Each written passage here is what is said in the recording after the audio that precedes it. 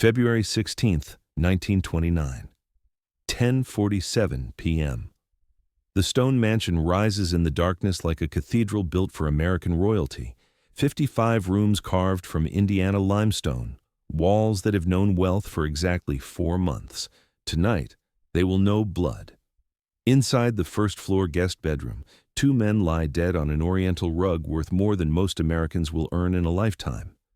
The doors locked from the inside. The gun rests between them. The official story will be written before morning. But nothing about this room makes sense. The angle of the bodies, the trajectory of the bullets, the position of the gun, the testimony of servants who heard nothing or heard everything, the way the police arrive so quickly, the way evidence disappears, the way a family with unlimited resources suddenly wants no investigation at all. This is Greystone Mansion, the most expensive private home in California, a monument to oil money, to ambition, to the American capacity for both creation and destruction.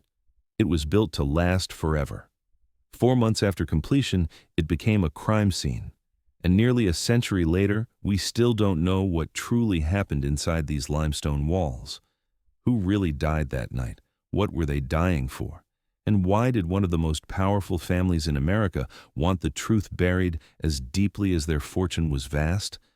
This is not a story about architecture. This is a story about the price of secrets, about what happens when infinite wealth meets finite mortality, about the lies we tell to protect the beautiful things we've built. Hit that like button, subscribe for investigations that go beneath the surface, and drop a comment. Do you believe the official story? Because after what you're about to hear, you might never trust a closed case again. The story begins not in Beverly Hills, but in the oil fields of Southern California, where Edward Lawrence Doheny is building an empire on black gold drawn from beneath the earth. The year is 1892. Doheny is 46 years old, weathered from years of prospecting in New Mexico and Arizona, when he and a partner sink a pick into the ground at 2nd Street and Glendale Boulevard in Los Angeles.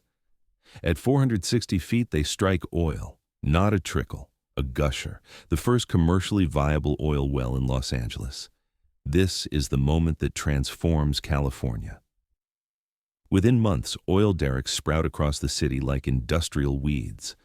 The Los Angeles oil boom begins, and Edward Doheny is positioned at its epicenter, controlling leases, drilling operations, and the infrastructure that will make fortunes for generations.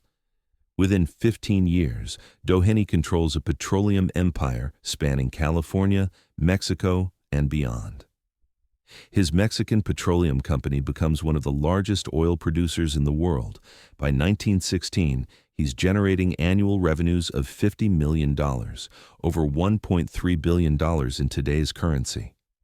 His personal fortune climbs past $100 million, making him one of the wealthiest men in America. Money on this scale doesn't just buy things, it buys futures, it buys dynasties, it buys the power to shape reality itself. Doheny has one son, Edward Ned Doheny Jr., born in 1893, educated at the finest schools, including the University of Southern California and Stanford, raised inside the machinery of American capitalism. The son is everything the father was not: refined, educated, socially sophisticated. Where Edward Sr. clawed his way up from mining camps, sleeping in tents and eating beans from tin cans, Ned was born on the summit, surrounded by servants and silver spoons. The relationship between father and son is complicated. Edward Sr. wants Ned to be tough, to understand the brutal mechanics of business. But Ned is gentle by nature, more interested in literature and art than oil derricks and profit margins. He serves in World War I, returns changed, marries Lucy Smith in 1914, and settles into a life managing family investments without the hunger that drove his father. And Edward Sr. intends to give him a palace worthy of his birthright, whether Ned wants it or not.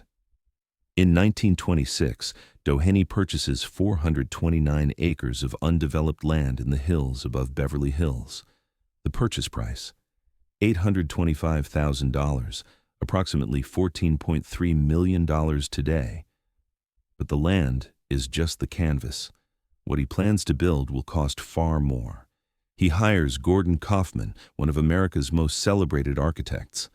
Kaufman has designed the Athenaeum at Caltech, will later design the Hoover Dam, and specializes in estates for California's new aristocracy. The instructions are simple. Build the finest home in America. Spare no expense. Make it a monument that will last 1,000 years. Kaufman designs a 55-room English Gothic manor. 46,000 square feet of living space. Steel-reinforced concrete disguised as ancient stone. Indiana limestone for the exterior. Each block hand-selected, shipped by rail across the continent from the same quarries supplying the Empire State Building. The same stone used for cathedrals in Europe. The message: this house will stand as long as civilization itself. The estate plans are breathtaking. The main house, yes, but also formal gardens designed by landscape architect Paul Thien, featuring imported Italian cypress trees, English boxwood hedges, and a reflecting pool stretching 100 feet. A regulation tennis court, a 2-lane bowling alley in the basement, a private screening room with projection equipment matching any Hollywood studio, stables for thoroughbred horses, a gatehouse for security, a garage complex capable of housing 15 automobiles, Packards, Rolls-Royces, custom-built roadsters. The mansion will employ a full-time staff of 55 people, 1 servant per room, maids, butlers, cooks, chauffeurs, groundskeepers, laundresses, a private world operating entirely on oil money, a self-contained universe where the Doheny family would never need to interact with ordinary Los Angeles if they chose not to. Construction begins in 1927. The estimated cost, $3.1 million, or roughly $54 million in 2025 dollars, but estimates are just suggestions for men like Doheny. The final cost climbs to over $4 million, $70 million today, making it one of the most expensive private residences ever built in America, rivaling the Vanderbilt mansions back east. The house rises fast, stone by stone, room by room, a medieval castle built by modern money and modern engineering. Dozens of workers, many Italian stonemasons, German carpenters, Mexican laborers, work 12-hour days. The Great Hall features a hand-carved oak staircase imported from England, each baluster individually shaped. The ceiling is hand-painted with medieval motifs. The fireplace is large enough for a grown man to stand inside without ducking. The library is designed to hold 7,000 leather-bound volumes, many of them first editions acquired from European estates. The master suite includes a 2-story living room with 22-foot ceilings, floor-to-ceiling windows overlooking the gardens, and a private balcony.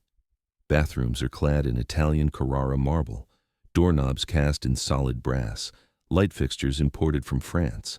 The bowling alley features automatic pin-setting machinery, cutting-edge technology for 1928. The screening room has plush velvet seating for 30 guests and projection equipment that cost as much as a modest house. Every detail curated, every surface designed to whisper permanence, every room designed to impress, to overwhelm, to demonstrate that the Doheny family has arrived not just at wealth, but at a level of cultural sophistication that transcends mere money. But beneath the beauty, there are fractures. The Doheny fortune isn't clean.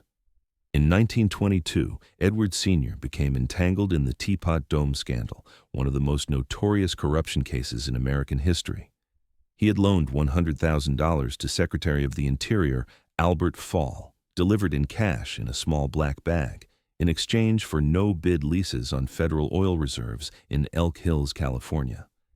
When the scandal broke, it destroyed careers, toppled cabinet members, and sent Fall to prison for accepting bribes.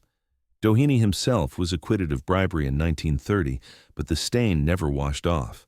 The trial was a media circus. Newspapers published cartoons depicting Doheny as a robber baron, a corrupter of democracy, a symbol of everything wrong with American capitalism in the Roaring '20s.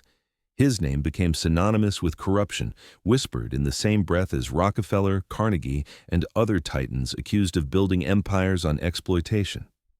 The oil king remained powerful, but his reputation was forever tarnished. He was no longer invited to certain social events. Doors that had opened effortlessly began to close. The scandal followed him everywhere. The mansion, then, is more than a gift. It's a restoration project. A way to rewrite the family story in limestone and gold leaf. A way to say, yes, there were scandals, but look at what we've built. Look at the beauty. Look at the culture. Look at the permanence. This is what fathers do when they have infinite resources and finite time. They build monuments. They carve their hopes into architecture. They create houses that will outlive their mistakes. On September 15, 1928, Edward Ned Doheny Jr., his wife Lucy, and their 5 children move into Greystone Mansion. For 4 months, the house is everything it was designed to be. Parties with Hollywood stars, dinners with political figures, the glow of American aristocracy. Lucy hosts charity events, the children run through the gardens, Ned manages his investments from the library. The dream realized.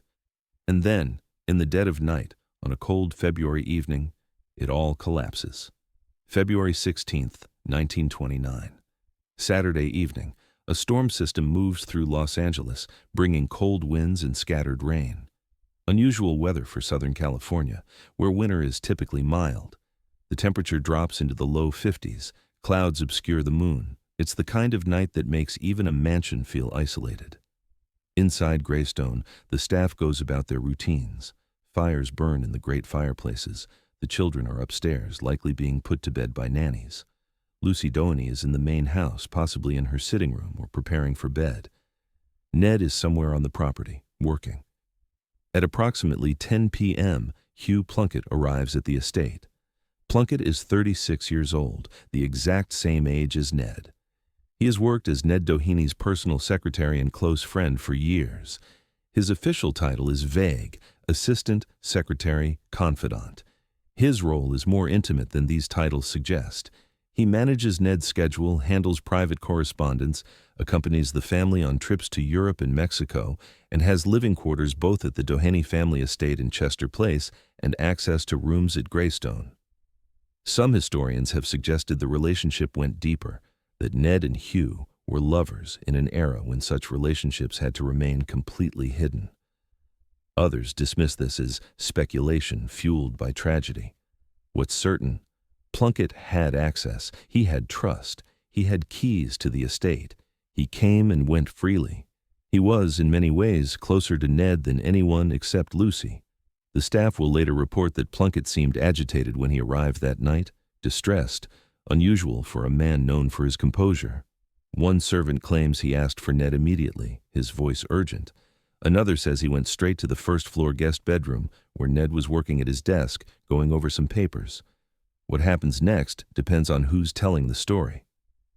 The official version. Sometime between 10 and 10:45 p.m., Hugh Plunkett enters the guest bedroom where Ned Doheny is working. An argument erupts, possibly over business matters, possibly over personal issues. The voices grow louder.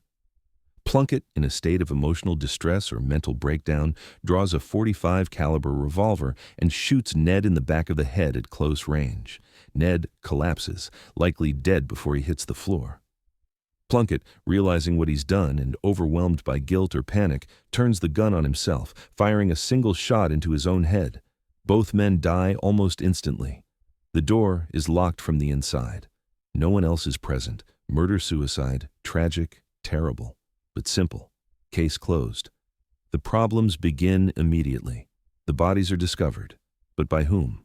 This detail shifts depending on which account you read. Some reports say it was Lucy Doheny who found them after hearing a loud noise and investigating. Others say it was the butler, Theodore Gray, who was passing by the room and noticed the door was locked, which was unusual.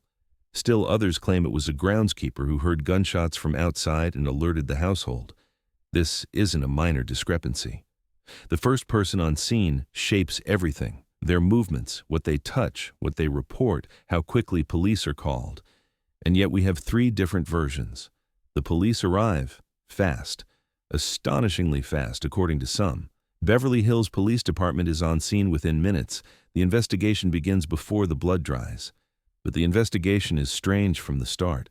The crime scene appears disturbed before police officially document it. Who moved what? The gun's position changes in different accounts. Some witnesses report it near Plunkett's right hand, consistent with suicide. Others say it was between the bodies, several feet from either man.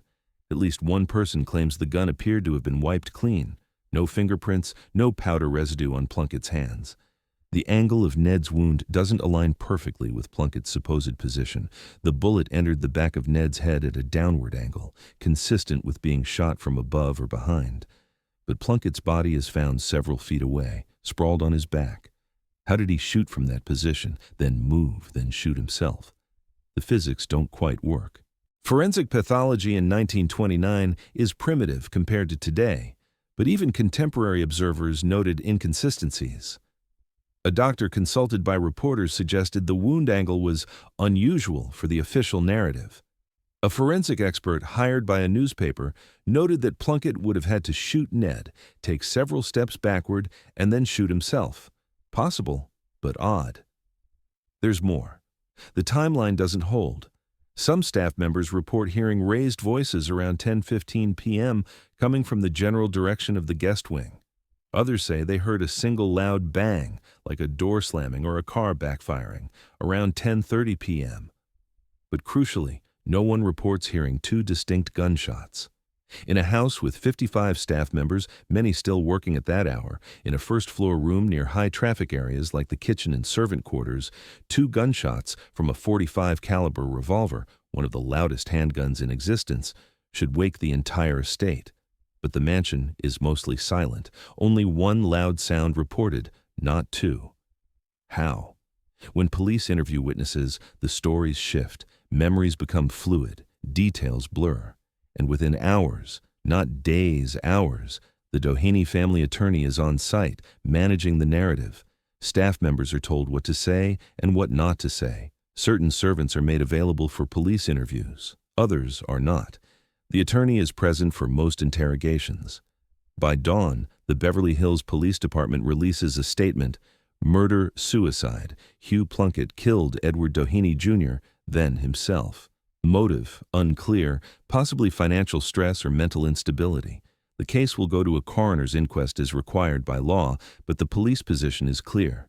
Case closed pending formalities. The inquest is scheduled quickly, too quickly, suspicious quickly." On February 19th, just 3 days after the deaths, barely enough time to process basic forensics, the coroner's jury convenes. They hear testimony from household staff, police officers, and medical examiners. The testimony is sanitized. Certain witnesses are not called. Certain questions are not asked. Why didn't anyone hear two gunshots, not addressed? Why was the gun's position reported differently by multiple witnesses? Not addressed.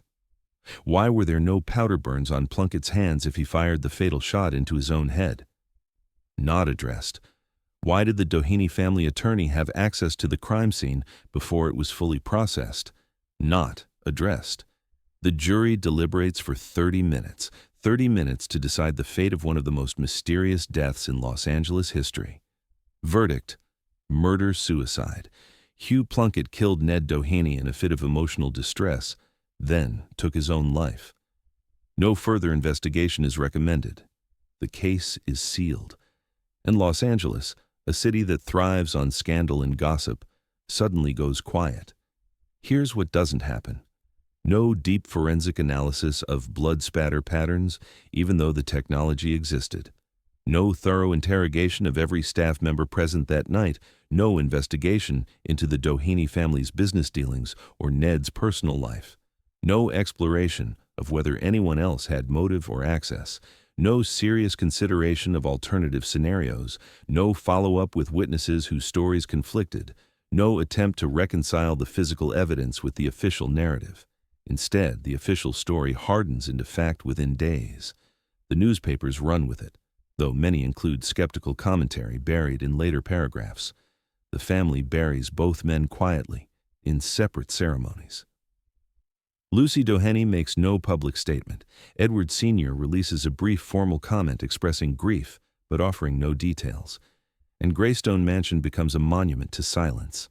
But Los Angeles in 1929 is a city built on rumor, scandal, and secrets that money can't always hide. It's the heart of the film industry, where everyone has a story and discretion is a commodity. It's a boomtown with new money, old grudges, and a police force known to be flexible when dealing with the wealthy.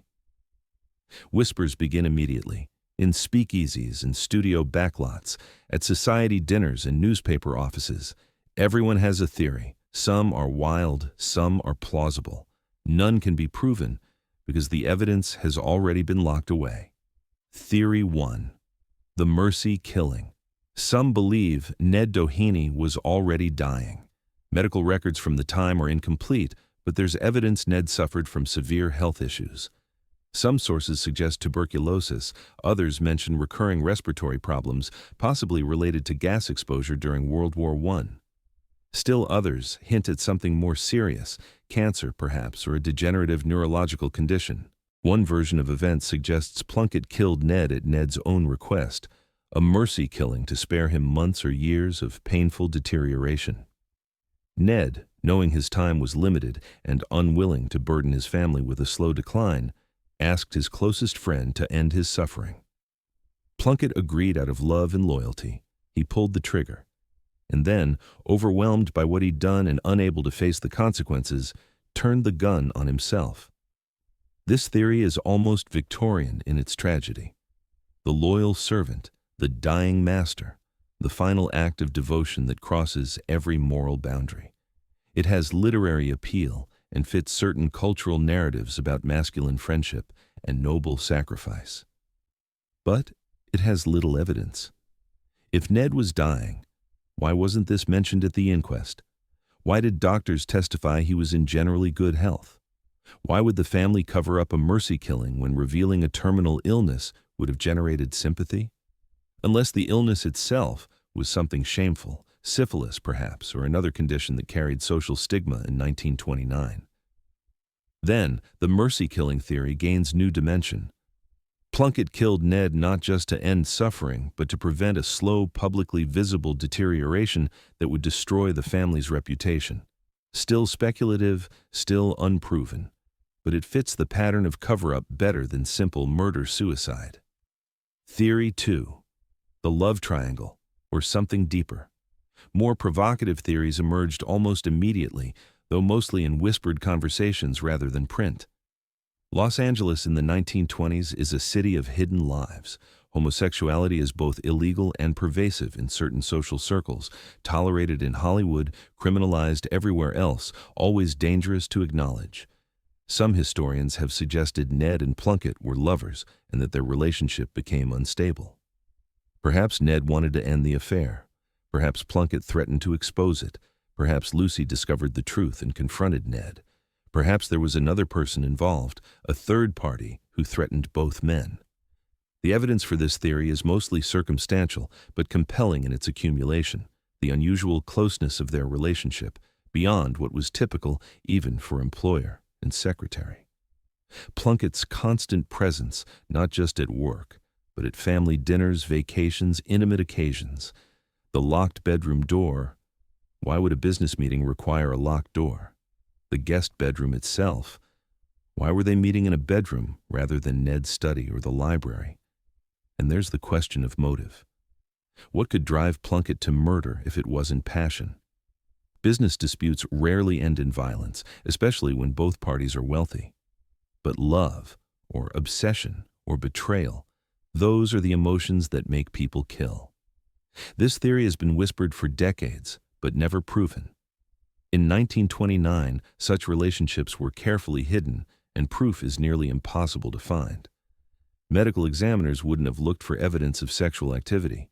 Police wouldn't have asked relevant questions, and if the family suspected this angle, they would have done everything possible to bury it, because in 1929, the revelation would have destroyed them more thoroughly than any financial scandal. The theory persists because it explains so much: the cover-up, the rushed investigation, the family's desperate desire to close the case immediately. A gay scandal in 1929 would have been catastrophic: social exile, loss of business connections, criminal prosecution. Better to accept the official story and move on than risk exposure.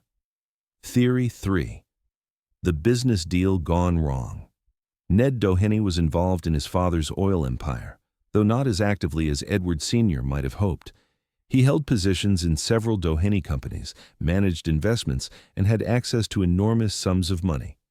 Hugh Plunkett, as his secretary, would have had intimate knowledge of these dealings, bank accounts, contracts, correspondence, transactions that might not bear scrutiny. Some researchers believe Plunkett discovered financial impropriety, embezzlement, fraud, kickbacks, illegal deals, and confronted Ned. In this version, the argument escalated. Maybe Ned refused to address the problem. Maybe Plunkett threatened to expose him. Maybe violence erupted in the heat of confrontation, and both men ended up dead. The family, already scarred by the Teapot Dome scandal and desperately trying to rebuild their reputation, moved quickly to bury any hint of further corruption. An investigation into Ned's business dealings might uncover connections to organized crime, illegal oil deals in Mexico, tax evasion, or other scandals that would send the Doheny empire crashing down. Better to accept murder-suicide than risk exposure. Better to lose a son than lose everything. This theory has circumstantial support. The Doheny fortune was vast but also complicated, with holdings in Mexico facing political instability, revolution, and nationalization threats. U.S. holdings were still shadowed by Teapot Dome investigations. There were dozens of potential landmines in the business empire, any one of which, if exposed, could trigger legal disasters. And there's a specific detail that supports this theory. In the weeks before his death, Ned had been making unusual financial transactions. Money moved between accounts, large cash withdrawals, payments to unknown recipients. Nothing illegal on its face, but unusual enough that historians have noticed the pattern. What was he paying for? Who was he paying? And did Plunkett know? Theory 4. The Third Man. The darkest theory, the one that requires the most imagination but explains the most anomalies. Neither man killed himself. Both were murdered by a third party who staged the scene to look like murder-suicide. Why? Edward Sr.'s oil empire had enemies, competing oil barons who resented his Mexican monopoly, Mexican revolutionaries angry about foreign exploitation of their resources, political rivals from the Teapot Dome fallout who wanted revenge, business partners with grudges, labor organizers who saw the Dohenys as exploitative robber barons, and the Los Angeles underworld, gangsters, rum runners, fixers who did business with the Doheny empire and might have reasons to send a message. If someone wanted to strike at the Doheny family, killing the heir would be devastatingly effective. Edward Sr. was in his 70s. Ned was the future. Remove Ned, and you wound the empire at its heart, possibly fatally. And with enough money and influence, staging a murder-suicide would be possible, especially in a city where police departments are notoriously corruptible, and the Doheny family has purchased plenty of favors over the years. This theory requires believing in a sophisticated assassination made to look like domestic tragedy. It requires believing the Doheny family, despite their grief, participated in the cover-up because the alternative, admitting their son was murdered by powerful enemies, was too dangerous. It sounds like pulp fiction. But this is Los Angeles in 1929. Hollywood is churning out gangster films based on real events. The city is run by a corrupt mayor. Organized crime controls entire industries. And the very idea of staging a crime scene is becoming part of the cultural vocabulary because it happens. The theory fits certain facts eerily well. The wiped gun, suggesting someone tried to remove fingerprints. The conflicting witness statements suggesting people were instructed on what to say. The impossibly quick police response, suggesting someone called them before the bodies were even discovered. The wound angles that don't quite match the positions of the bodies. But there's no proof. Just suspicion layered on coincidence, layered on unanswered questions. Theory 5. The accident. There's a simpler possibility, darker in its own way. It was an accident that spiraled into cover-up. Maybe Ned and Hugh were arguing about anything, business or personal. Maybe one of them had a gun for protection or because it was simply lying around. Maybe during the argument, the gun was drawn, either as threat or defense. Maybe it discharged accidentally. Maybe one man was killed by accident and the other, panicked and realizing how this would look, killed himself rather than face investigation, scandal, and possible prosecution. And maybe the family, arriving on scene and seeing the chaos, decided the truth, an accidental shooting during an argument, was too messy, too likely to raise uncomfortable questions.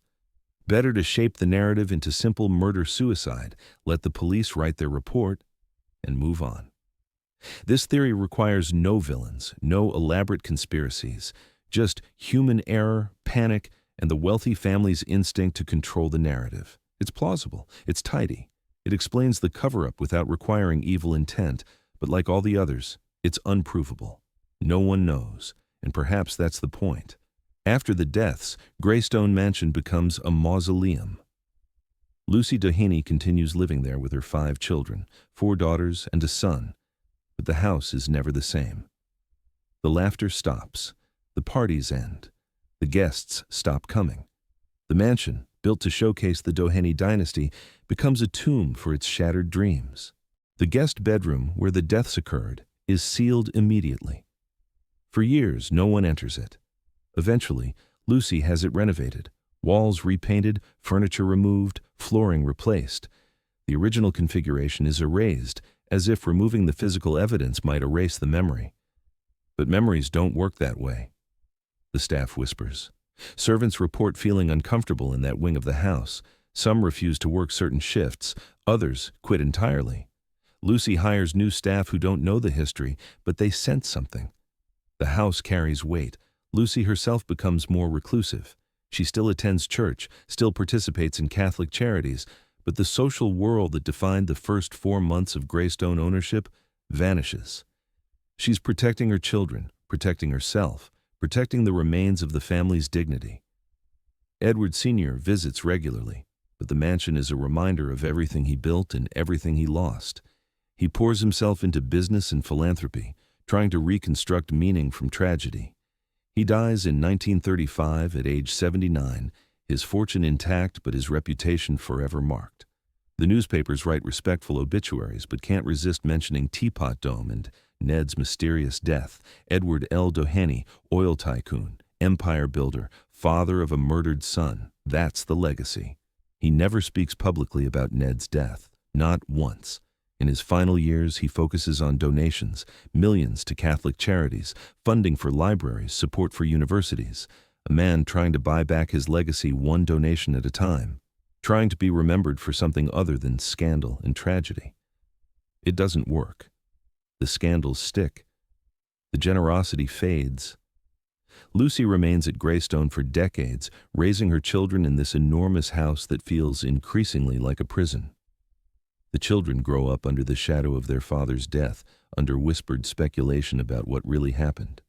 They carry the weight of the Doheny name, the wealth, the scandal, the mystery, into their adult lives.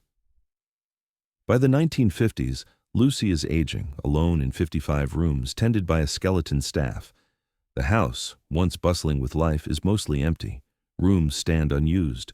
Gardens grow wild in sections too far from the main house for the reduced groundskeeping crew to maintain. The bowling alley sits silent. The screening room goes dark. The tennis court cracks with neglect.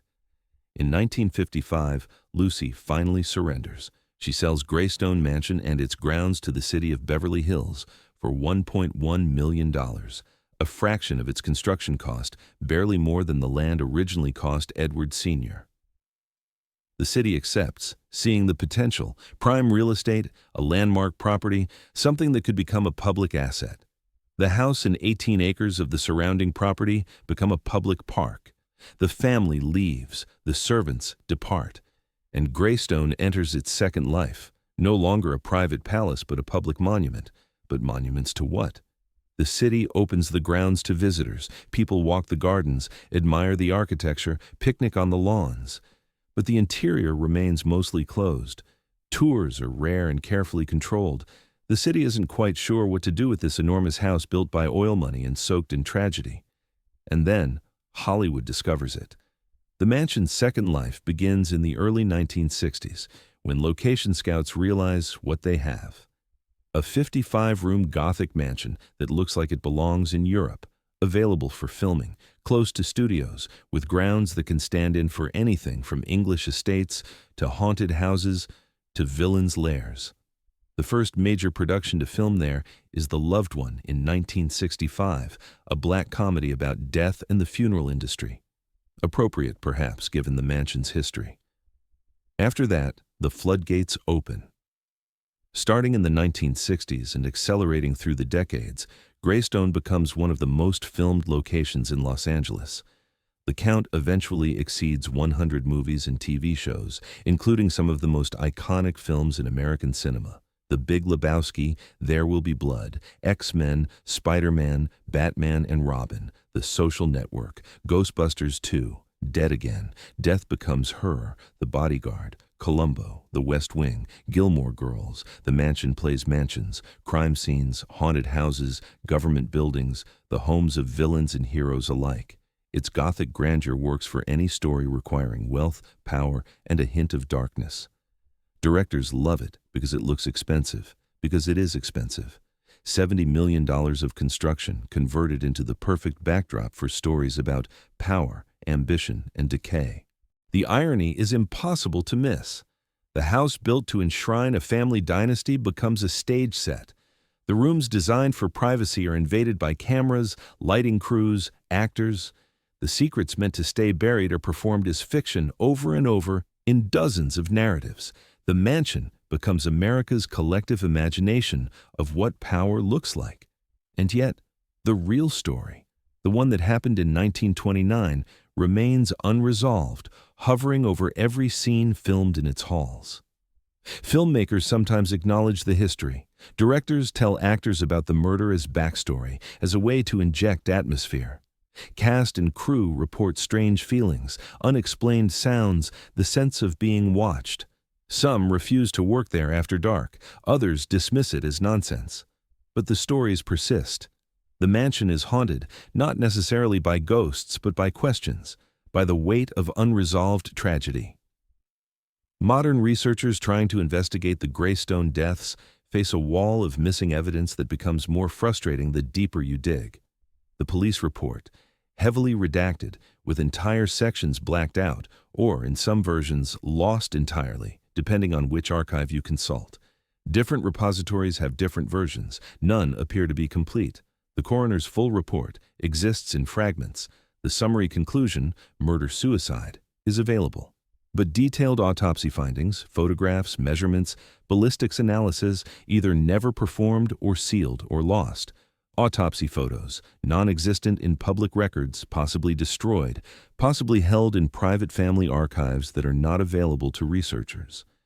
Witness statements, sanitized in official records, often contradictory in newspaper accounts published in the days following the deaths. Reporters at the time noticed discrepancies. They published skeptical articles, but none had access to complete evidence.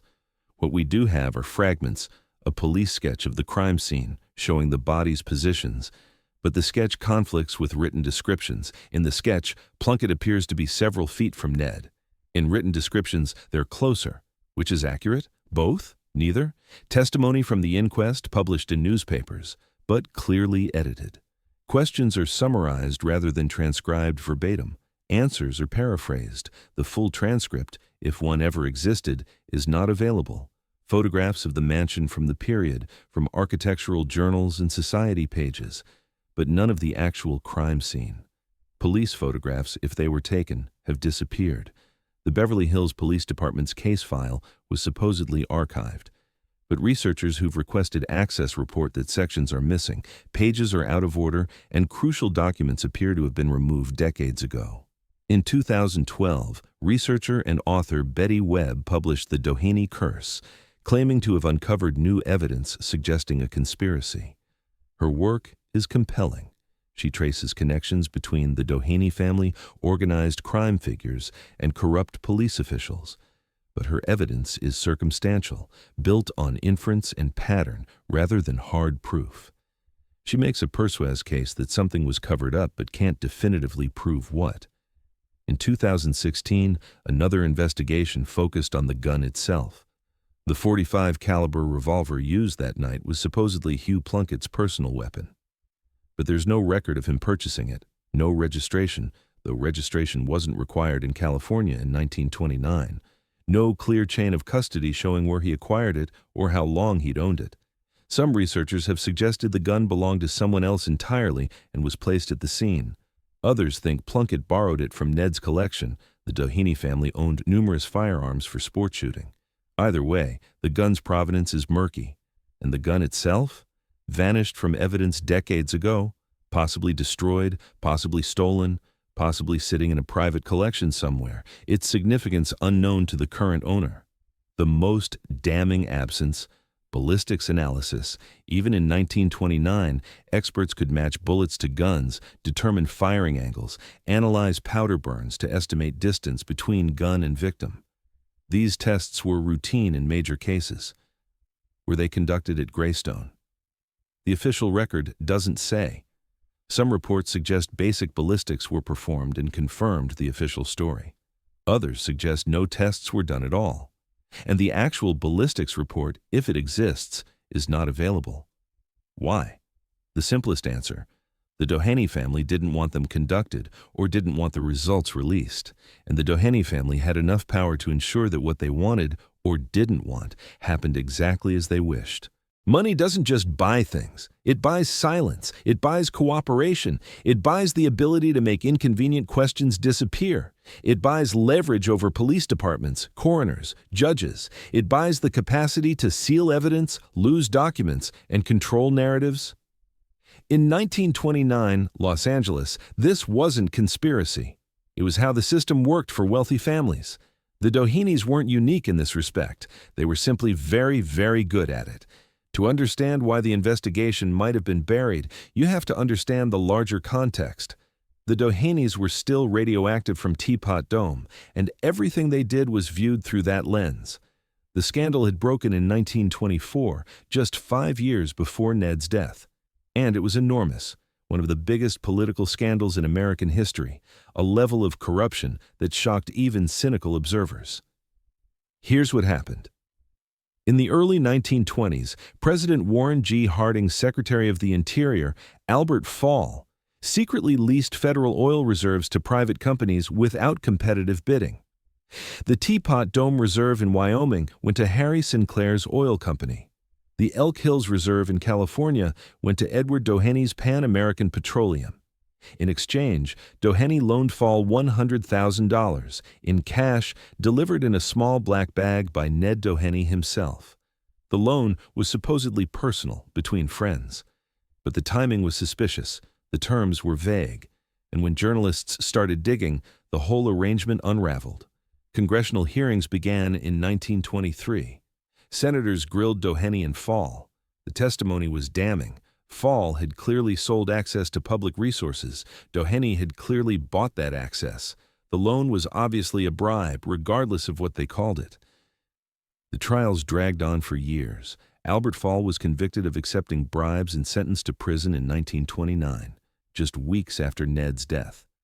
He became the first U.S. cabinet member ever incarcerated for crimes committed while in office. Doheny himself was tried for bribery in 1930. His defense: the loan was legitimate, between friends unrelated to the oil leases. The jury, remarkably, acquitted him. But legally innocent didn't mean publicly vindicated. The newspapers never forgave him. Editorial cartoons depicted him as a robber baron, a corrupter of democracy, a symbol of everything wrong with American capitalism. His name became synonymous with corruption, whispered in the same breath as Rockefeller, Carnegie, and other titans accused of building empires on exploitation and political manipulation. Doheny was no longer invited to White House dinners. Society figures who had courted his favor now kept their distance. His business empire remained intact. Oil still flowed, money still came in, but his social standing was destroyed. This is the context in which Greystone Mansion was built, an attempt at reputation, rehabilitation. A way to say, yes, there were legal troubles, but we're legitimate, we're cultured, we build beautiful things, we're here to stay. And then Ned died, 4 months after moving in, under mysterious circumstances, in a locked room. If the case became a protracted investigation, if reporters started digging into Ned's life, his finances, his relationships, everything the family had worked to rebuild would collapse. Again. Questions would be asked. Was Ned involved in illegal activities? Was he hiding assets? Was there another financial scandal brewing? Was he being blackmailed? Did someone from the Teapot Dome fallout seek revenge? Every question would drag the family back into headlines. Every revelation, regardless of its truth, would be viewed through the lens of Teapot Dome. The public, already convinced the Dohenys were corrupt, would assume the worst about everything. The family couldn't afford another scandal. They couldn't afford prolonged investigation. They couldn't afford doubt. They needed closure, fast and final. They needed a story that answered enough questions to satisfy legal requirements, but didn't invite deeper scrutiny. Murder-suicide fit perfectly. It was tragic, but contained. It suggested mental illness or emotional crisis, unfortunate, but not criminal. It didn't implicate anyone else. It didn't raise questions about business dealings or family secrets. It was sad, but clean. So they bought it. Not with a single bribe or a crude payoff, that would be too obvious. Instead, with lawyers who arrived immediately and managed every aspect of the investigation, with donations to the Police Benevolent Fund, with political connections to the Beverly Hills city government, with quiet conversations with the police chief, the coroner, the district attorney, with the understanding that powerful families receive different treatment than ordinary citizens, that investigations can be shaped, that evidence can be selectively preserved or lost, that conclusions can be reached quickly when speed serves everyone's interests. This is what money does in America. It doesn't just buy silence. It buys the appearance of justice. It buys verdicts that close cases without answering questions. It buys the ability to move on while the rest of us are left wondering what really happened. And it works. The case closes. The newspapers move on to other stories. And within months, the Greystone deaths fade from public consciousness, remembered as a tragic footnote rather than a scandal. Mission accomplished. There's another dimension to this story, largely invisible in official accounts. The 55 household staff members who worked at Greystone and knew far more than they ever said publicly. Maids who cleaned the guest bedroom and might have noticed unusual details. Butlers who answered doors and saw who came and went. Chauffeurs who drove Plunkett to the estate that night and might have observed his state of mind. Groundskeepers who were outside and might have heard sounds others missed. Cooks and kitchen staff who prepared dinners and overheard conversations. These people lived and worked in the mansion. They saw the family's private lives. They knew the rhythms of the household, who was friendly with whom, what was normal and what was strange. And after the deaths, many of them were interviewed by police, briefly, carefully, with the family attorney present or listening. Their statements were recorded, sanitized, and shaped into the official narrative. But what did they really know? What did they see that never made it into reports? We have hints. Newspaper accounts from 1929 include anonymous quotes from household staff, suggesting things weren't as simple as the official story. One unnamed maid told a reporter she heard angry voices and sounds of struggle before the gunshot. Another servant mentioned that Mr. Plunkett seemed afraid of something in the days before his death. These quotes vanished from later coverage, possibly because families pressured newspapers, possibly because editors decided they were unreliable, possibly because the servants themselves were warned to stop talking. Many staff members left Greystone immediately after the deaths. Some quit outright. Others were quietly let go as Lucy reduced household operations. Tracking them down years later proved nearly impossible for researchers. A few did speak, decades later, when approached by historians. Their accounts are fragmentary, colored by time and the knowledge that they were revealing secrets. One former maid, interviewed in the 1970s, claimed the guest bedroom door wasn't actually locked when she first approached it the night of the deaths. It was simply closed. She pushed it open, saw the bodies, and screamed. Police arrived and later reported the door had been locked from inside. She never understood the discrepancy, but was too afraid to contradict the official story at the time. A groundskeeper, interviewed in the 1980s, insisted he heard two distinct gunshots, several minutes apart, not simultaneous, not close together. The first around 10:20 p.m., the second closer to 10:45 p.m. If true, this destroys the murder-suicide timeline. but he was never called to testify at the inquest, and his account was dismissed as the confusion of an elderly man misremembering events from 50 years prior. A chauffeur claimed he drove Plunkett to Greystone that night, and that Plunkett wasn't agitated. He was calm, almost eerily so. Like a man who'd made a decision and was at peace with it, he said, again contradicting the official narrative of a man in emotional crisis. Were these accounts accurate, or were they the reconstructions of elderly people whose memories had been shaped by decades of speculation? We can't know, but the pattern is clear.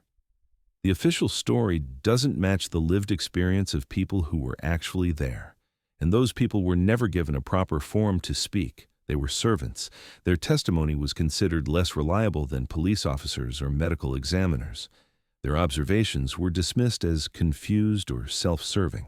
Their voices were marginalized because they were working-class people employed by a wealthy family, and in 1929, that meant their perspectives didn't matter. This is another cost of the cover-up, the erasure of working-class witnesses whose testimony might have changed the investigation. Their knowledge died with them, unrecorded and unvalued. Today, Greystone Mansion stands beautifully maintained by the city of Beverly Hills. The grounds are immaculate, the gardens bloom year-round, the limestone glows golden in the California sun. Tourists walk the paths, take photos, admire the architecture. The city operates it as a public park and event space. You can rent the mansion for weddings, ceremonies on the back terrace overlooking the gardens, receptions in the Great Hall. Rates start around $5,000 and climb to $15,000 depending on the day and time. The mansion that cost $4 million to build, $70 million today, now generates revenue by the hour. Corporate events, film shoots, charity galas. The house built for one family now serves thousands of strangers every year. Inside, the rooms have been restored to approximate their 1928 splendor, though many details have been changed. The Great Hall still has its oak staircase, though the carpet runner is a modern replacement. The library still holds books, though they're not the original Doheny collection. The fireplaces still burn on special occasions, though they're now gas rather than wood. The bowling alley has been converted to storage. The screening room is used for city meetings. The servants' quarters have been transformed into offices for Parks Department staff. But walk through these rooms alone in the quiet moments between events, and you feel it, something unresolved. A weight in the air, not ghosts, nothing so literal. Just the sense that something terrible happened here and was never properly named. The guest bedroom where Ned and Hugh died has been renovated at least 4 times since 1929. The walls were repainted, the floor replaced, the furniture changed, even the room's configuration has been altered. Walls moved, doorways widened. Nothing remains from that night except the stone foundation and exterior walls. And yet, people who work at Greystone regularly report strange experiences in that area of the mansion. Unexplained cold spots, the sense of being watched, sounds that have no obvious source, footsteps, doors closing, muffled voices. Staff members rarely discuss the murders. It's not part of the official tour narrative. The city of Beverly Hills prefers to emphasize the mansion's architectural significance, its film history, its status as a cultural landmark. Tours focus on Gordon Kaufman's design, the construction materials, the famous movies filmed there. The deaths are mentioned briefly, if at all. A single sentence. Tragically, Edward Doheny Jr. died here just 4 months after moving in. Then the tour moves on. There's no plaque, no memorial, no acknowledgement beyond that brief mention in historical materials. The city would rather you remember Greystone as the setting for the Big Lebowski than as a crime scene. This sanitization is understandable from a business perspective. The mansion generates revenue through events and filming. Emphasizing its dark history would be bad for business. Brides don't want to get married in a murder house. Corporations don't want to hold meetings in a room where men died mysteriously. So the tragedy is minimized, kept at arm's length, acknowledged but not explored. And yet, paradoxically, the mystery is also the mansion's greatest draw. Remove the unsolved deaths, and Greystone is just another beautiful house in a city full of beautiful houses. But add the whispered story of what happened in 1929, and it becomes something more. A place where history feels unfinished, where questions linger in the air like smoke. True crime podcasts have covered the Greystone deaths repeatedly. My Favorite Murder, Unsolved Mysteries, the original series, and the Netflix reboot. Numerous YouTube investigations. Each one brings a new wave of tourists who walk the grounds looking for answers, taking photos of the guest wing, standing where Ned and Hugh fell. Documentaries have explored it. Local news stations do anniversary pieces every decade or so. Books have been written. Betty Webb's The Doheny Curse, Donald H. Wolfe's The 16th Minute, Ethan Rarick's California Rising, each attempting to solve the mystery. Reddit threads run hundreds of comments long, debating theories, analyzing evidence, arguing over what really happened. Amateur sleuths pore over photographs, trying to reconstruct the crime scene. Researchers file FOIA, requests for documents that may no longer exist. The mansion Edward Doheny built to enshrine his family's legacy has become a cipher, a Rorschach test for America's relationship with wealth, power, and truth. We project our suspicions onto its limestone walls and see whatever we're looking for: corruption, forbidden love, conspiracy, tragedy. The house has outlasted everyone who knew the truth. Edward Sr., Lucy, the children, the staff, the police officers, the journalists who covered the story, all dead. Their knowledge buried with them. Only the mansion remains, silent, beautiful, unresolved. Step back from the murder, step back from the theories, look at the mansion itself. Greystone wasn't just a home, it was a message carved in limestone. Edward Doheny spent over $4 million, about $70 million today, building a 55-room palace for his son. Why? Not for comfort, for legacy, for permanence, to declare that the Doheny name would survive time itself. Doheny was nearly 70 when construction began, a self-made oil titan who'd risen from nothing. But even he knew wealth dies with you. What survives is what you build. Greystone was meant to house a dynasty. Instead, his son Ned lived there for only 4 months. The mansion outlasted them all. The family dispersed, the fortune diluted, the name faded. Only the monument remains, stone, oak, marble, preserving a story no one can fully explain. Is that success or tragedy? It depends. If survival is success, Greystone won. But if a legacy depends on purpose, then Greystone failed. It was meant to protect the family name, not become a symbol of mystery and death. And behind the limestone is a hidden cost, the labor of hundreds of forgotten workers, Italian stone carvers, Mexican laborers, craftsmen whose names never entered the record. They built the monument, but the credit went to the man who paid for it. It also cost Doheny his relationship with his son. Ned never wanted this much grandeur.